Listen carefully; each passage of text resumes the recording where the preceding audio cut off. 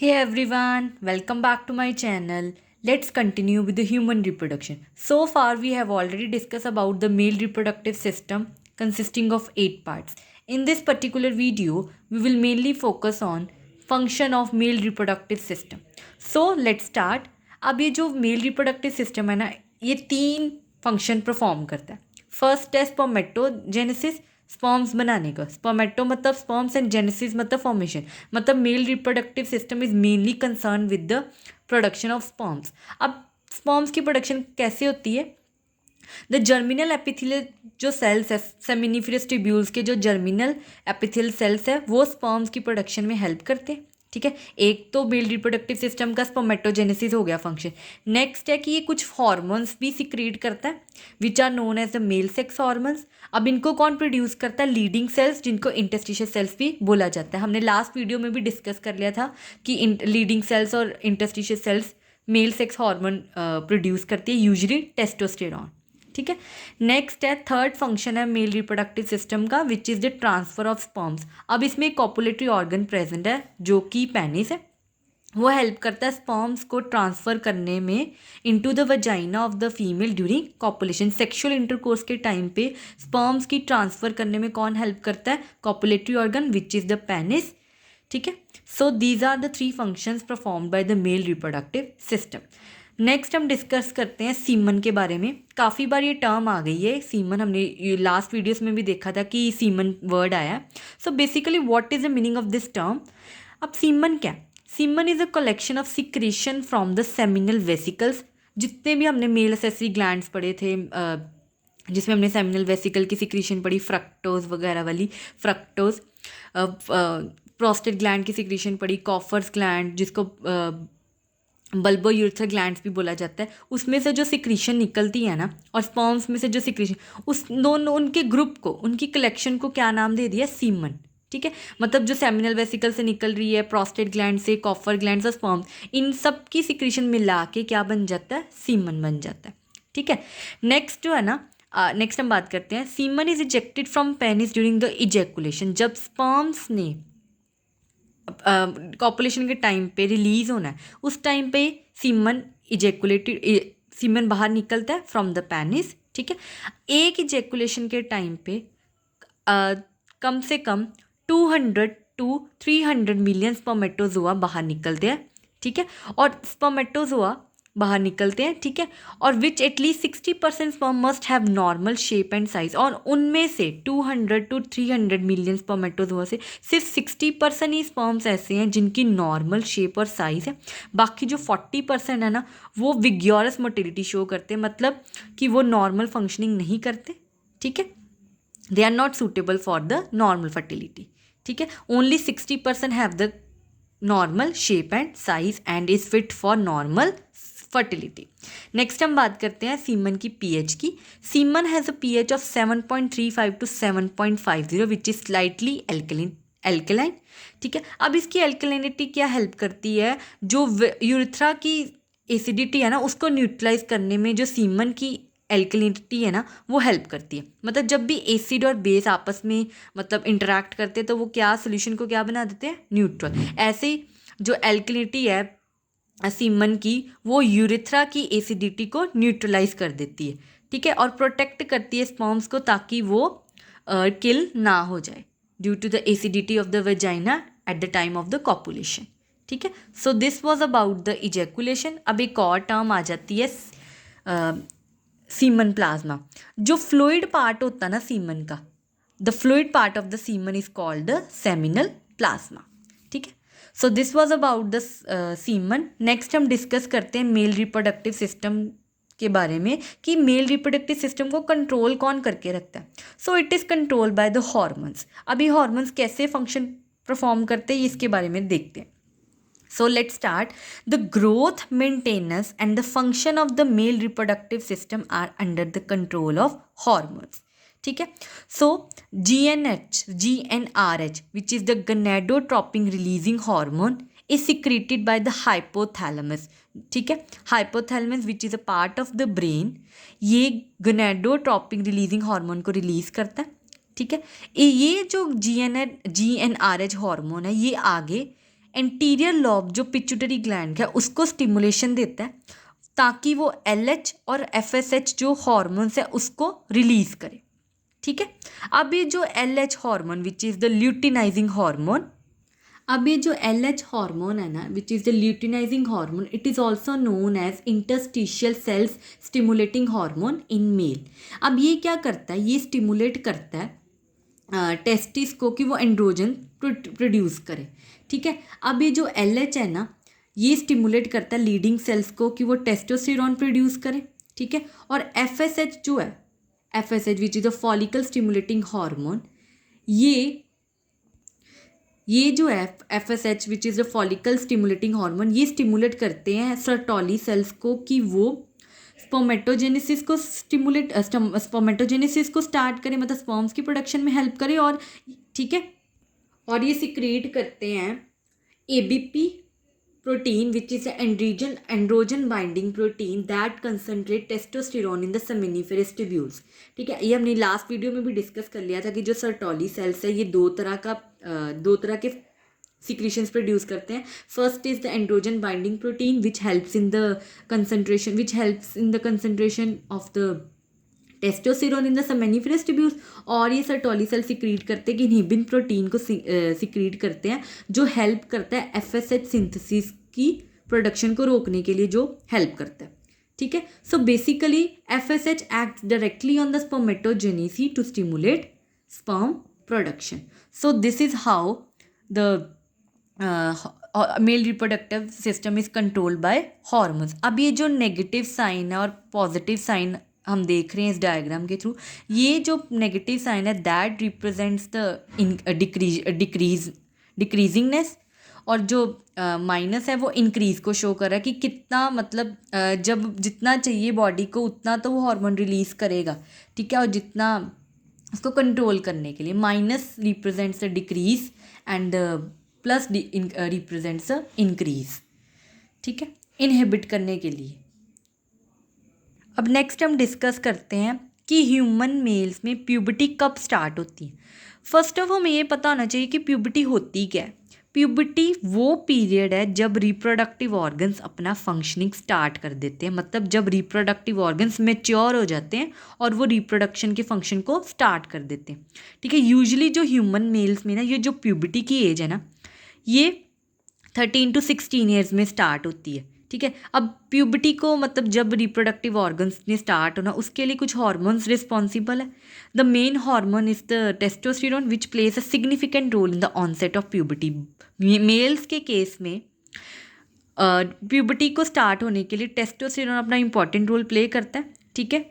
और इसके अलावा जो गोनेडोट्रोपिन रिलीजिंग हार्मोन है which is secreted by the hypothalamus, वो हेल्प करता है पिट्यूटरी ग्लैंड के एंटीरियर लोब को स्टिमुलेशन प्रोवाइड करता है ताकि वो ल्यूटिनाइजिंग हार्मोन और फॉलिकल स्टिमुलेटिंग हार्मोन को सिक्रीट करे, ठीक है, और वो फर्दर आगे फंक्शनिंग परफॉर्म करे। ये हमने अभी डिस्कस किया ही है कि जो LH है वो स्टिमुलेट करता है लीडिंग सेल्स को ताकि वो टेस्टोस्टेरोन को प्रोड्यूस कर सके, और जो फॉलिकल स्टिमुलेटिंग सेल्स है वो स्टिमुलेट करते सर्टोली सेल्स को ताकि वो स्पर्मेटोजेनेसिस को स्टार्ट कर सके, और इनहिबिन प्रोटीन जो कि सप्रेस कर देता है FSH की सिंथेसिस को उसको स्टिमुलेट प्रोवाइड करता है FSH हार्मोन, ठीक है। ये भी हमने ऊपर डिस्कस कर ही लिया।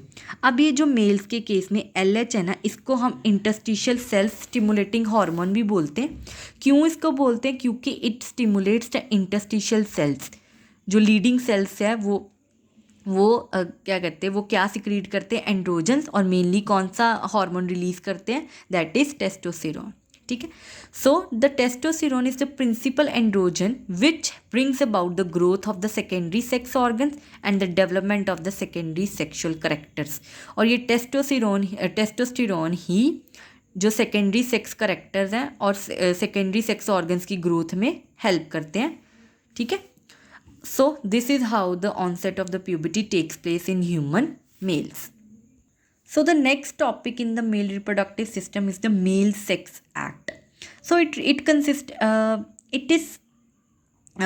is explained by the 3 steps, which are erection of the penis, coitus, which is the sexual intercourse, or it is also known as the copulation, and the subsistence of the erection. So let's discuss these one by one. First is the erection of penis. सबसे पहले penis का erect होना। ये कैसे होता है, penis अपनी original position से कैसे इरेक्ट हो जाती है, वो कैसे होती है जब सेक्सुअल एक्साइटमेंट होती है मेल के केस में, ठीक है। जो पेनिस के स्पॉन्जी टिश्यू होते हैं उसमें ब्लड रश कर जाता है, जिसकी वजह से पेनिस जो है वो इरेक्ट हो जाती है, ठीक है। अब जो पेनिस की स्टिफनेस है ना, this is due to the hydraulic pressure of the blood filling the sinuses. अब ये जो स्टिफनेस है, हार्डनेस है पेनिस की, ये जो ब्लड के प्रेशर की वजह से होती है, विच इज़ द हाइड्रोलिक प्रेशर, जो कि ब्लड की जो पेनिस के साइनेसिस में जब ब्लड फिल हुआ है उसकी वजह से होता है, ठीक है। So the erection of penis is caused by the rush of the blood into the sinuses of its spongy tissue on sexual excitement, ठीक है। Stiffness of the penis is due to the hydraulic pressure of the blood filling in the sinuses. So this is the first step of the male sex act. Second step is the coitus, which is the copulation or the sexual intercourse. अब ये कैसे होता है इसको हम discuss करते हैं. So on sexual excitement, जब male comes in the contact with the female, the penis is inserted into the vagina of the female, ठीक है. अब जब insert हो गई penis in the vagina of the female, friction due to rhythmic movement of the penis stimulate the release of the semen into the urethra. फिर friction की वजह से जो सीमन है वो पेनिस से यूरिथ्रा में एंटर करते हैं और इस प्रोसेस को क्या बोलते हैं, इमिशन, ठीक है. So the penis stimulate the release of semen into the urethra and this process is known as the emission.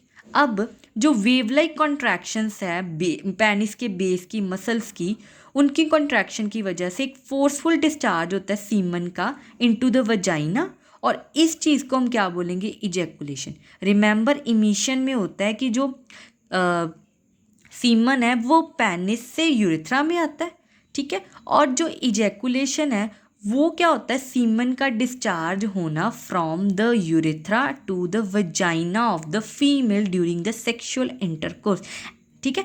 So there is difference between the emission and the ejaculation, ठीक है. अब next हम discuss करते हैं कि जब sexual stimulation का peak आ जाता है उस टाइम पे एक प्लेजरेबल सेंसेशन होती है, उसको हम ऑर्गेसम बोलते हैं. ये कुछ सेकंड्स के लिए ही टेक प्लेस करती है, ठीक है. सो at the peak of the sexual stimulation a pleasurable sensation occurs which is called orgasm and it generally lasts only a few seconds. ये सिर्फ कुछ देर के लिए ही होती है, ठीक है. नेक्स्ट है subsistence of erection. अब इजैकुलेशन हो गया, मेल जो सीमन है मेल का that is released into the genital tract of female.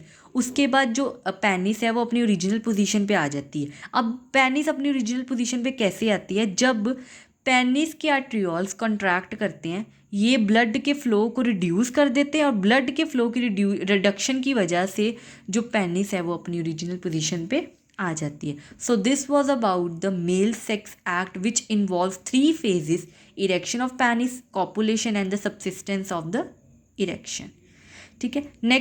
Next हम मेल रिप्रोडक्टिव सिस्टम में लास्ट टॉपिक डिस्कस करते हैं, disorders of the male reproductive system.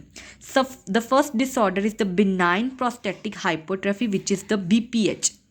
अब इसमें क्या होता है, इसमें जो प्रोस्टेट ग्लैंड है ना, जो हमने मेल एसेसरी ग्लैंड्स में भी पढ़ा था कि 3 तरह के ग्लैंड्स होते हैं. सबसे पहले सेमिनल वेसिकल पढ़ा, फिर हमने कॉफर्स ग्लैंड पढ़ा, फिर हमने प्रोस्टेट ग्लैंड पढ़ा.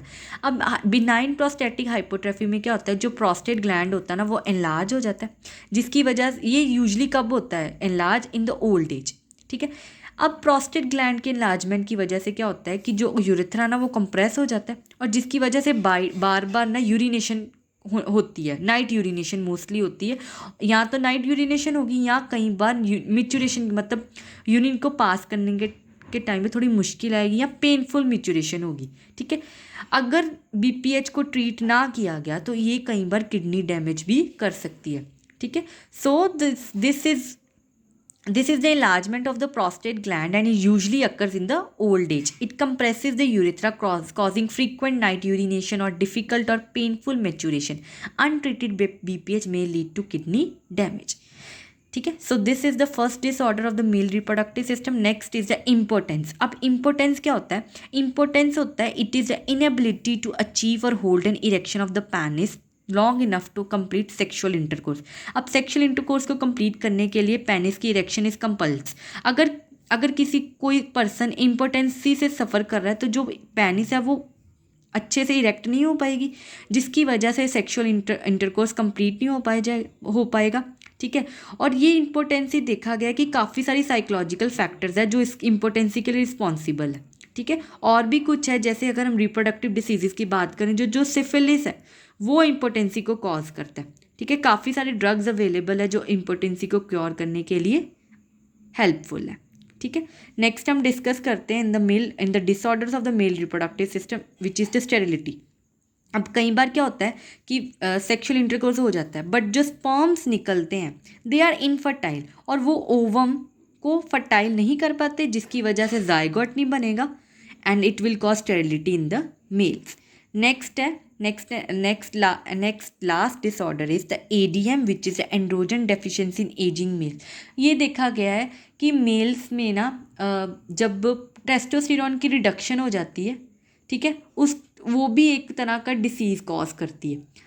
ठीक है. और ये यूजली क्या इसको और क्या बोला जाता है? इसको एंड्रोपोज भी बोला जाता है, जिसको और क्या बोला जाता है? Male menopause. कि इसमें जो टेस्टोस्टेरोन की प्रोडक्शन में रिड्यूस हो जाती है और ये डिसीज़ कॉज करता है. ठीक है. So the androgen deficiency